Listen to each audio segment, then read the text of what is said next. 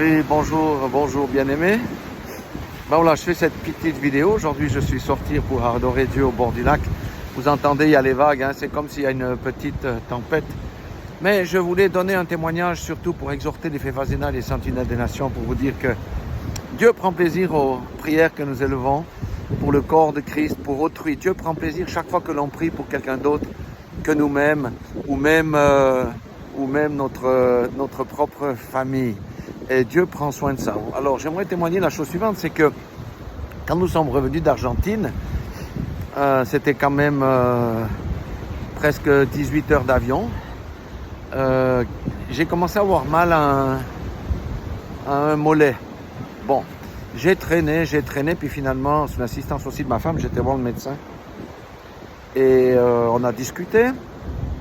Il m'a demandé ce que j'avais fait. J'ai dit, on a été en Argentine. Parce que mon médecin connaît aussi la famille, etc.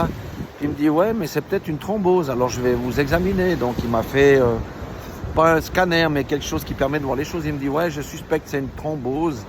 Faut que je vous prenne je vais prendre une prise de sang tout de suite pour regarder. Donc, il a pris la prise de sang. Je suis retourné chez lui quand il y a eu les résultats. Puis il me dit, ouais, ben, effectivement, il y a une thrombose. Mais je vais vous envoyer chez un spécialiste, voir un peu la gravité de ça. Donc, j'étais chez le spécialiste qui a constaté qu'effectivement, j'avais eu une thrombose, mais qui restait que des petites séquelles.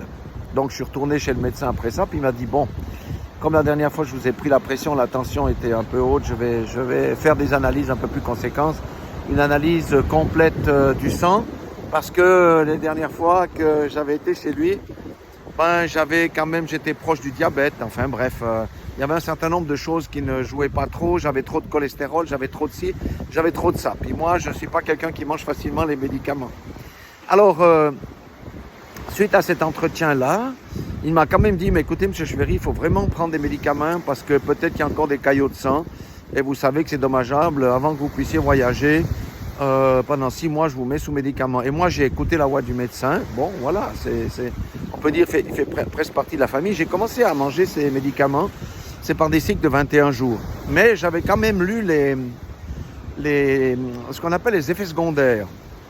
Puis ça ne m'avait pas vraiment plu du tout parce que y avait vraiment des choses très désagréables, l'irritation, le sommeil entrecoupé, des risques de toucher d'autres organes, etc. Donc, ma foi, j'ai quand même exécuté. Et lors de cette période, là, j'avais une tension qui est commencé à monter. Alors, pour vous donner l'ordre d'idée, on va dire 15 sur 10, 14 sur 9, 14 sur 10, ce genre de choses. Ou en Europe, on dit 150 sur 100 ou 149 sur 95, ce genre de choses. Or, j'avais été guéri il y a plusieurs années de la pression où j'avais jeté ma boîte de médicaments. Et mon témoignage avait guéri aussi un frère, un pasteur, que j'avais été voir et à qui j'avais témoigné parce que lui souffrait aussi de haute pression. Donc, suite à ça, et en attendant les résultats de détail de mes analyses de sang, j'ai pris la décision de dire non. Non, le Seigneur m'a guéri une fois. Je suis soumis au Seigneur, pas seulement que mon esprit et mon âme, mais aussi mon corps. Donc, j'ai décidé d'arrêter de prendre ces pilules. Et puis bon, j'ai avisé ma femme, j'ai dit à ma femme, mais voilà, puis elle me dit, oui, mais tu as raison, c'est peut-être le Seigneur qui te dit. La dernière fois, il t'a guéri de la pression, donc il n'y a pas de raison. Donc elle m'a encouragé, moi j'ai arrêté ces pilules. Et hier, j'ai été voir le médecin, parce que je dois vous dire que la dernière fois que je l'ai vu, il m'a dit, ah, monsieur Cheveri, alors, cette fois-ci, on va traiter votre diabète. Et j'ai dit, non, mais moi, j'ai pas le diabète. Voilà, j'ai tout de suite refusé ce manteau-là, donc je vais hier chez le médecin. Il me dit, alors on va aller voir ses résultats, j'ai tout ça sur l'ordinateur. Donc il va, il reprend il regarde les résultats, puis il me dit, ah mais alors, mais c'est mieux que ce que je pensais. Puis je dis, comment c'est mieux? Il me dit, non, pour le diabète c'est bon, vous êtes plus dans la zone à risque.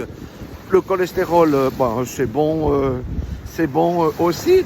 Et il m'a cité 3 autres domaines aussi qui avaient été investigués en disant, écoutez, j'ai rien à vous dire, hein, c'est en ordre, voilà. Mais je suis très étonné, je dis, mais vous savez, nous, on prie. Et ça, quand je lui ai dit ça, il m'a dit, ouais, je sais, vous priez. bon, moi, je ne suis pas comme vous, mais je crois aussi qu'il y a des choses qu'on ne maîtrise pas. Donc, j'ai pu lui donner un témoignage avec des guérisons surnaturelles que lui, il essayait. Bon, ben, il a dit que, bon, ça, c'est l'aspect psychologique. Enfin, bref. Mais j'ai pu lui témoigner la chose. Mais je veux dire à quelqu'un aujourd'hui, quand on sert Dieu, quand on sert les intérêts de Dieu, moi, je n'ai même pas demandé la guérison au Seigneur. C'est le Seigneur qui m'a guéri. C'est le meilleur bilan de santé que j'ai eu depuis 15 ans. Et je ne sais pas si vous vous rendez compte.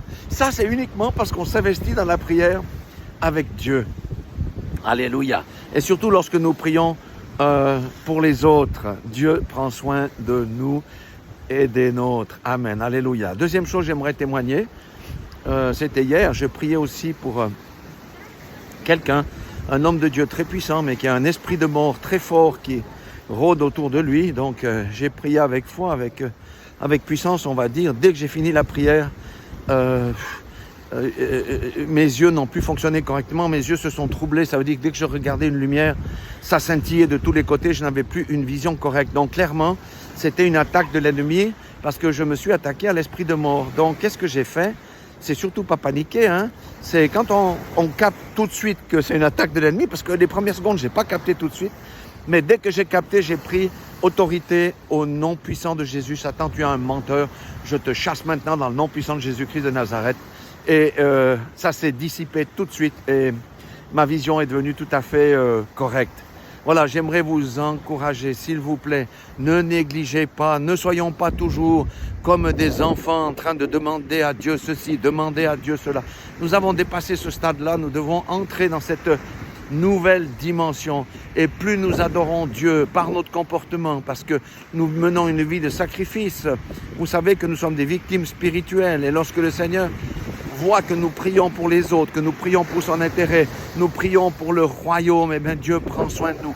Voilà ce que je voulais vous partager aujourd'hui et je vous encourage véritablement à foncer. Ne regardez pas à vous-même, mais regardez à celui qui nous a créés et sachez que celui qui est à l'intérieur de nous est plus fort que celui qui est dans le monde dans toutes les circonstances. Dieu vous aime, je vous aime, soyez tous bénis dans le nom puissant de Jésus-Christ de Nazareth. Amen.